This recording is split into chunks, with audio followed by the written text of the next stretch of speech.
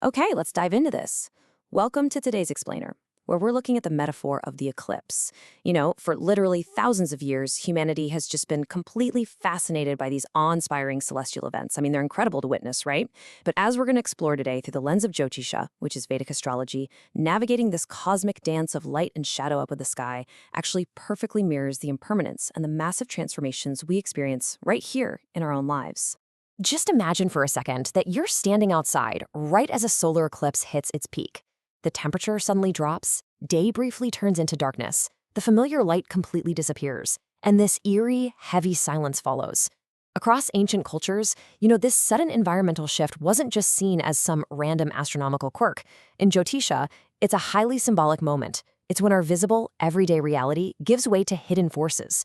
It's a powerful, cosmic reminder that the unseen forces are often the ones really pulling the strings behind the scenes.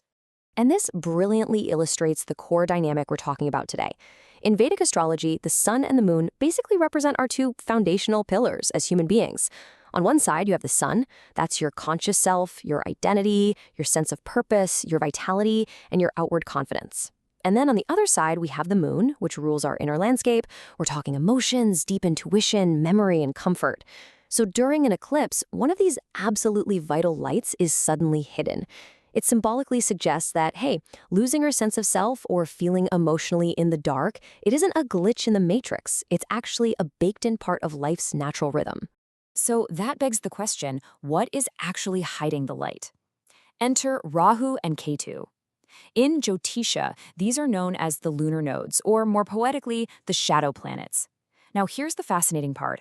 Unlike Mars or Venus, Rahu and Ketu don't actually have any physical mass. You literally can't land a rover on them.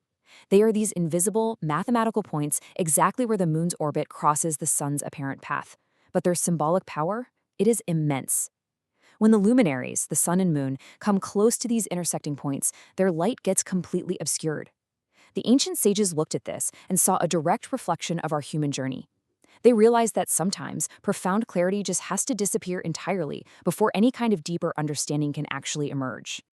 To really grasp the weight of this, we need to look at the mythology of Samudra Manthan. It's this epic story where the gods and the asuras were churning the cosmic ocean, desperately trying to obtain the nectar of immortality. But the asura, Svarbhanu, uses deception to sneak in and drink it secretly. The moment the sun and moon spot him and realize what's happening, they'd alert Lord Vishnu. And Vishnu instantly hurls his Sudarshana chakra, completely severing Svarbhanu's head. But because that nectar of immortality had already touched his throat, he didn't die. Instead, he split into two immortal entities, Rahu, the head, and Ketu, the body. And ever since that moment, the myth says they pursue the sun and moon across the heavens, seeking revenge by symbolically swallowing them during an eclipse. Now, whether you view that story as literal mythology or just pure, rich symbolism, it holds a mirror right up to a very profound psychological truth. Just like Rahu and Ketu swallow those luminaries up in the sky, our own inner shadow planets can completely swallow our clarity. Think about it. It's fascinating to realize how often we act totally out of character, right? Our desires, our illusions, our attachments, and our unresolved karma can temporarily eclipse our own wisdom. Svarbhanu's severed head, Rahu, represents that insatiable desire that just blinds us to all logic. Our internal shadows have that exact same power to swallow our inner light. Which brings us to a really powerful realization. Confusion is not always a mistake. Sometimes it is the beginning of inner transformation. We are so conditioned to panic in the dark, aren't we? We treat confusion like it's some sort of failure of intelligence or lack of planning on our part. But the metaphor of the eclipse teaches us that this darkness is a necessary phase. It literally forces us to stop relying on our outward vision and start feeling our way through our inner landscape. And that is absolutely crucial during those times in life when we feel entirely lost, or when we really start to question who we fundamentally are. Because of this intense internal shift, spiritual traditions universally encourage a profound change in our behavior during an eclipse.